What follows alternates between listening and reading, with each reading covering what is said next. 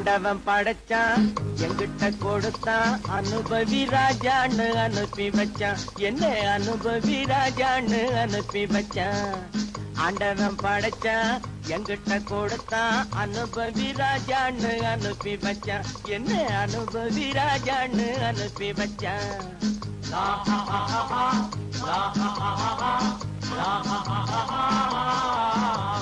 ஆண்டவன் படைச்சான் எங்கிட்ட கொடுத்தான் அனுபவி ராஜான்னு அனுப்பி வச்சான் என்ன அனுபவி ராஜான்னு அனுப்பி வச்சான்